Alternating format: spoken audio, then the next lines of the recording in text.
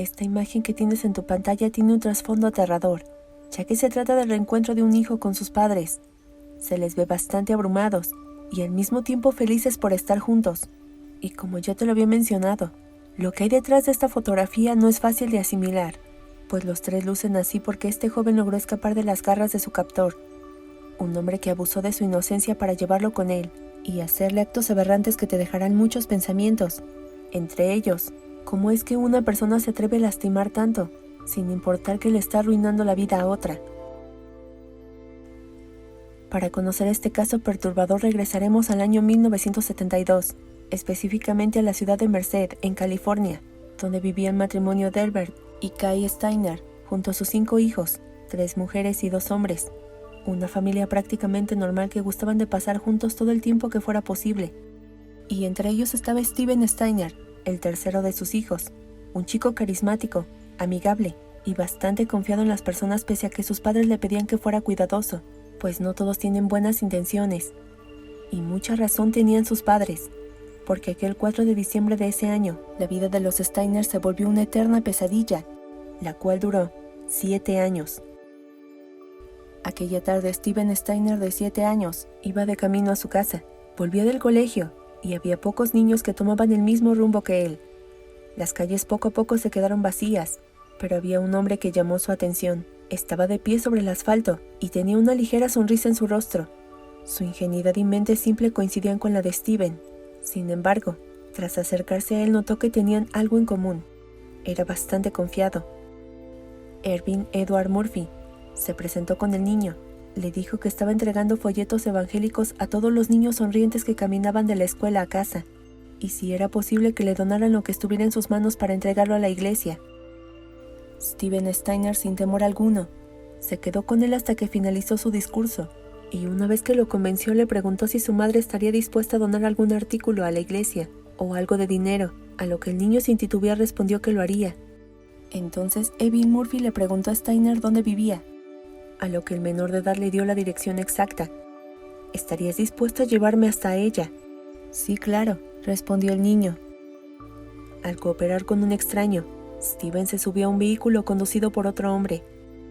El niño estaba confiado en que lo llevarían a su casa, pero todo era una trampa, ya que el conductor que respondía al nombre de Kenneth Parnell había dado las indicaciones a Ervin Murphy para que engañara a Steven o a cualquier otro niño, y así llevarlo hasta su cabaña en las cercanías de Caffey Valley, que cabe resaltar estaba ubicada a unos cuantos metros de la residencia del abuelo materno de Steven. Así como lo escuchaste, la mente malévola detrás de ese plan era este hombre, un delincuente sexual que tenía un historial delictivo bastante serio, pues desde muy joven acosó a menores de edad, y aunque estuvo por años en centros de detención lo dejaban en libertad, así que siempre estaba dispuesto a perpetrar otro delito. Pero Parnell no podía solo. Necesitaba la ayuda de otra persona para poder llevar a cabo su plan, ya que no tenía tanto carisma como Ervin Murphy, por lo que requería de su complicidad para cumplir sus más oscuros y eternos deseos. Y de hecho a Murphy lo había convencido que necesitaba un niño para criarlo, ya que tenía el objetivo de convertirse en ministro, y su cómplice solo obedeció. De acuerdo con las averiguaciones de la policía, una vez que llegaron, Parnell lo metió a la cabaña y le hizo ver que nunca más volvería a ver a su familia. Por la noche abusó de Steiner y los atomizó durante 13 días. Steven Steiner diariamente lloraba y le pedía a Parnell que quería irse a su casa, que extrañaba a sus papás, y le aseguraba que si lo dejaba en libertad no mencionaría nada. Incluso les haría ver que había huido de casa.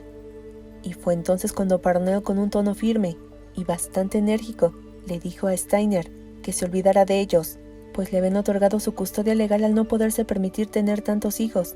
Sin él sería más sencillo llevar su vida, y además habían dejado de quererlo. Pero lo que no sabía Steven es que su familia estaba desesperada. Lo peor que pasaba por su cabeza es que estaba muerto, pero se preguntaban, ¿y si acaso está vivo? Y nadie, absolutamente nadie podía darle una respuesta a esta incertidumbre. Claro que al ser su nuevo tutor su nombre tuvo que cambiar, de Steven Steiner a Dennis Gregory Parnell, pero cínicamente utilizaba su verdadera fecha de nacimiento al inscribirlo en varias escuelas, y cuando estaban en casa lo llamaba por su nombre real.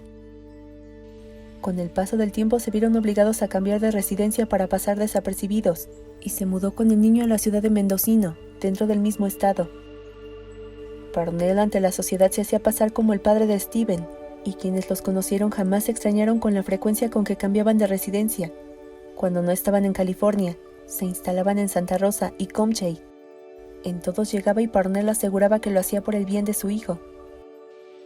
Luego de 2 años, Parnell vio que Steven ya no era un niño, y por lo tanto, ya tenía permiso para hacer ciertas cosas, por ejemplo, beber a una edad temprana, y también salir cuando él quisiera. Esto causaría un beneficio para Steven, pues Parnell saltaba de un trabajo a otro mientras el niño estudiaba en la primaria Still Lane. En algunos requería viajar y dejar a su víctima sin vigilancia, y es que Parnell lo hizo al pensar que por su corta edad ignoraba cómo pedir ayuda, pero estaba muy equivocado, y más adelante sabrás el por qué te lo digo.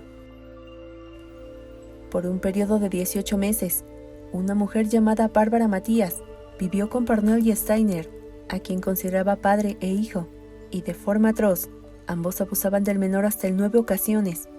Esta mujer fue otra cómplice del enfermo hombre, ya que intentó conseguirle más niños, pero por fortuna no cumplía con su objetivo, hasta que lo abandonó cuando se enteró que el supuesto Dennis había sido secuestrado.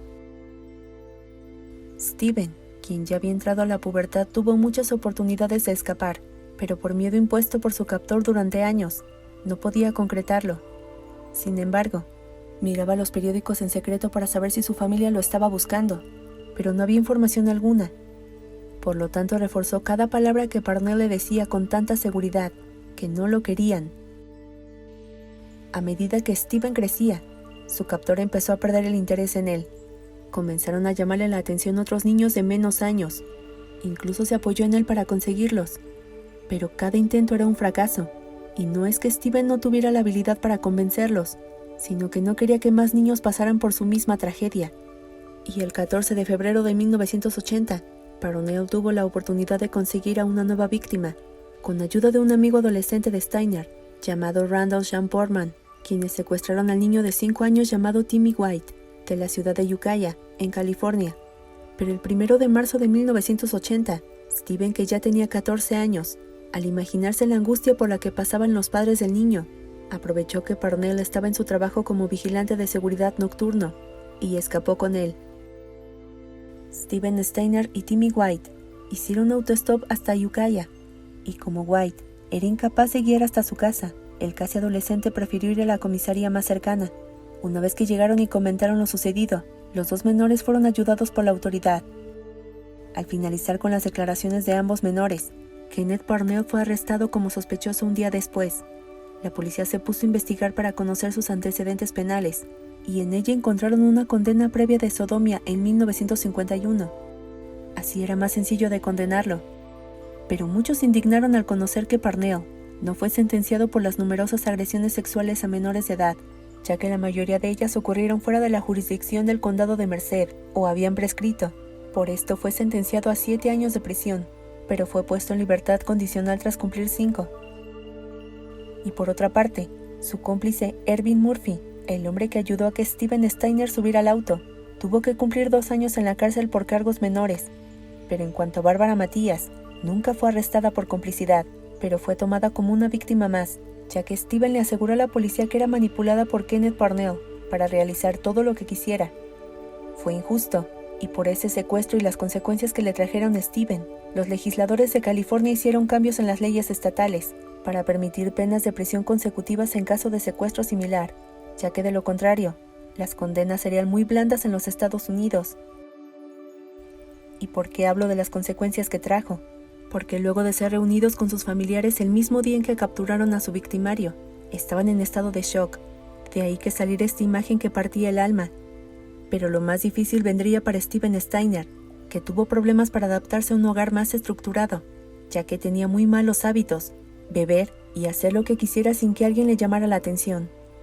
El tiempo había pasado, pero sus padres lo veían como aquel pequeño de 7 años que reía, hacía travesuras y le encantaba estar con sus amigos. Pero después su vida se puso un poco tensa, principalmente con su padre, pues ya no lo abrazaba igual, y dejó de ser cariñoso con él, lo que lo llevó a pensar que habría sido mejor si no hubiera regresado. Ya para 1985, Steiner formó su propia familia con Jody Edmondson, de 17 años, y trabajó con asociaciones dedicadas al secuestro infantil.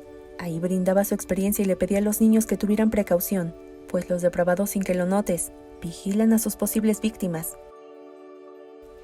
Sus miedos no lo dejaban, y buscó ayuda espiritual ingresando a la Iglesia de Jesucristo de los Santos de los Últimos Días. Encontró consuelo, pero estaba consciente que no se repondría del todo. Y es que su sorpresiva muerte se dio a la prematura edad de 24 años.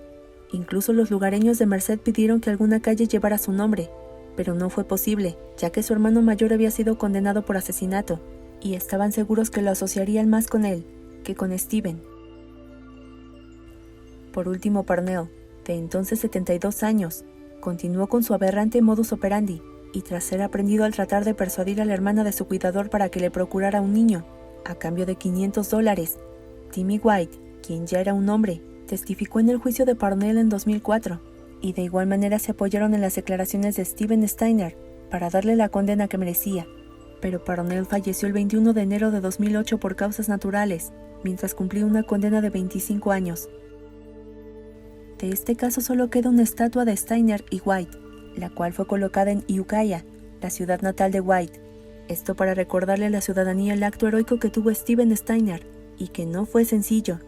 Además, con ella buscan dar un mensaje a las familias de niños desaparecidos y secuestrados, para que no pierdan la esperanza de que puedan estar vivos, pues aunque muchos dudan de los milagros, ambas víctimas son un claro ejemplo de esto. Si te gustó el video, por favor regálame un like y compártelo con tu familia y amigos, me ayudarías mucho. Yo soy Laura y ya sabes que te espero en el próximo video con una historia nueva, que seguramente será aún más estremecedora. Hasta la próxima.